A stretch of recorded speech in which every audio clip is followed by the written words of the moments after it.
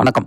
போன வாரத்தில் தான் அந்த ஆர்ஆர்பி எக்ஸாமு ஏஎல்பி சிபிடி 2 அதாவது 2வது ஃபேஸ் வந்து தூக்கிட்டு போய் 1000 கிலோமீட்டர் தள்ளி போட்டிருக்காங்க அப்படின்னு சொல்லி நம்ம பேசியிருந்தோம். நம்ம சேனல்லே தான் பேசியிருந்தோம். ஏங்க 6315 பேர் சென்னை ஜோனில் பாஸ் பண்ணியிருக்கான். அவனுக்கு அடுத்த ரவுண்டு எக்ஸாமை சென்னையில் வைக்காமல் கொண்டு போய் ஹைதராபாத்தில் வச்சுருக்கிறான். பேர் சென்னை ஜோனு.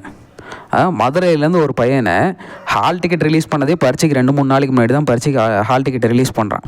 அதை ரிலீஸ் பண்ணி ஒரு 3 நாளில் நீ ஹைதராபாத் போ அப்படின்னா எங்கேருந்து தக்கலில் டிக்கெட் புக் பண்ணுவான், எப்படி டிக்கெட் புக் பண்ணுவான், எப்படி ஹோட்டல் அரேஞ்ச்மெண்ட்ஸ் பார்ப்பான், அவன் லாஸ்ட் 3 நாள் யூஸ் பண்ணி எக்ஸாமுக்கு படிப்பானா இல்லை அது ட்ராவல் அரேஞ்ச்மெண்ட்ஸ் பார்த்துட்டு இருப்பானா, போகிறவனுக்கு ட்ராவல் டயர்லாம் ஒழுங்காக பரிசு எழுத முடியலன்னா என்ன பண்ணுறது?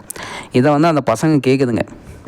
ட்விட்டரில் வந்துட்டு நிறைய பேர் கேட்டாங்க, எங்களுக்கு எக்ஸாமை தள்ளி போடுங்க, இல்லை தமிழ்நாட்டில் எக்ஸாமை வைங்க அப்படின்னு சொல்லி நிறைய பேர் கேட்டாங்க. மீடியாலாம் கூட நியூஸ் வந்துச்சு. இவர் அன்புமணி அவர்கள் கூட அவர் கூட இது பண்ணியிருந்தார், கேட்டிருந்தார். ஆனால் தள்ளிலாம் போடல, யாருமே செவிசாய்க்கலை. இப்போ அவங்கவுங்க ஏதோ போராட்டம் பண்ணுறேன் அது பண்ணுறேங்கிறாங்க. அந்த பசங்களோட வாழ்க்கைக்கு முக்கியமான விஷயம் அதை யாரும் கண்டுக்க மாட்டாங்க. அப்புறம் என்ன ஆச்சுன்னு அப்படின்னா அந்த பசங்களும் சரி போ நம்ம தளபதி எழுதி தான் ஆகணும்னு கிளம்பி போயிடுறாங்க. அங்கே போய்ட்டு உக்காந்துருந்துட்டு அந்த பசங்க போய் பார்த்தா அந்த எக்ஸாமை தள்ளி போட்டோம், டெக்னிக்கல் இஷ்யூ, இங்கேருந்து அவன் கிளம்பி போன வாட்டி அத்தனை பேரும் கிளம்பி போன வாட்டி எக்ஸாம் எழுதுறேன்னு ஹைதராபாத் போன வாட்டி டிக்கெட்லாம் புக் பண்ணி இதில் போய் போன வாட்டி எக்ஸாம் தள்ளி போட்டோம், டெக்னிக்கல் இஷ்யூ, டேட்டும் ஆல் டிக்கெட்டும் பின்னாடி அனௌன்ஸ் பண்ணுறேன். என்ன ஒரு மெத்தனை போக்கு ரயில்வேஸ் ஒரு எக்ஸாம் நடத்துவீங்கன்னா என்ன டெக்னிக்கல் இஷ்யூ? 1000 கிலோமீட்டர் வரைக்கும் ஒரு பையனை இழுத்துட்டு வர வரைக்கும் உங்களுக்கு அந்த டெக்னிக்கல் இஷ்யூ தெரியலையா? அவன் அதுக்கு இப்போ டிக்கெட்டை புக் பண்ணி தக்கலில் வந்தானா, பஸ்ஸில் வந்தானா, எப்படி வந்தான்? அவன் எவ்வளோ கஷ்டப்பட்டு வந்திருப்பான். அவன் வாழ்க்கையில் விளையாடுறதே ஒரு வேலையா? இப்போ மறுபடியும் அவனை கொண்டாந்து மறுபடியும் அவன்லாம் வீட்டுக்கு கிளம்பி வருவான். கிளம்பி வந்தவொடனே நாளைக்கே பரிச்சை நடத்துகிறவான்னு கூப்பிடுவீங்களா? இல்லை அதுக்கு மேலே வந்து அவன் படிக்கிறதா என்ன பண்ணுறது? எக்ஸாம் உடனே நடக்குமா, ஒரு வாரத்தில் நடக்குமா, ஒரு மாதத்தில் நடக்குமா? ஒரே குழப்பத்திலே இருப்பான். இப்போ மறுபடியும் என்ன பண்ணுவீங்க? எக்ஸாம் வைப்பீங்க, கொண்டு போய் பம்பாயில் போடுவீங்க 3000 கிலோமீட்டர் தள்ளி. இப்படி தமிழ்நாட்டில் ஒரு எக்ஸாமு, தமிழ்நாட்டில் 6000 பசங்க சென்னை ஜோனில் பாஸ் பண்ணுறான் அப்படின்னா சென்னை ஜோனில் எந்தெந்த மாநிலத்துக்குள்ளார வருதோ அந்த சென்னை ஜோனு அந்தந்த மாநிலத்தில் தமிழ்நாட்டில் பாஸ் பண்ணாங்களா எத்தனை பேர் பாஸ் பண்ணாலும் சரி வந்து சென்னையில் எழுதிட்டு போ.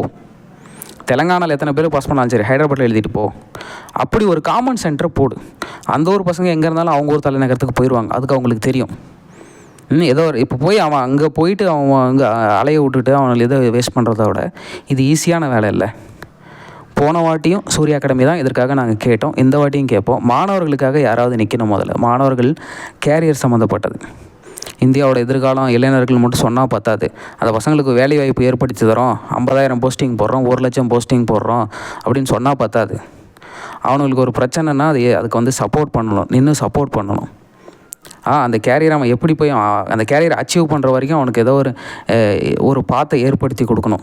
அதில் போகிற வழியிலெல்லாம் தடைகள்லாம் போட்டுக்கிட்டு இருந்தா அவன் படிக்கிறதே பெருசு வீட்டில் இருக்க சூழலில். அதையும் தாண்டி அவன் வரும்போது அவன் எப்படி ஃபெயில் பண்ணுறதுனே ஒவ்வொரு ஸ்டெப்பையும் எடுத்து வச்சுட்டு இருந்தா அவன் எப்படி முன்னேறி வருவான்? அப்புறம் எப்படி வேலை வாய்ப்பு கிடைக்கும்? எப்படி பொருளாதாரம் முன்னேறும்? இதையாவது ஒரு ஹியூமன் சென்ஸோடு யோசிங்க. வர்ற எக்ஸாமை தமிழ்நாட்டில் நடத்துங்க. நல்ல விஷயமா எக்ஸாம் தள்ளி போயிடுச்சு, இதுக்கு மேலே அந்த எக்ஸாமை தமிழ்நாட்டில் நடத்துங்க. நன்றி.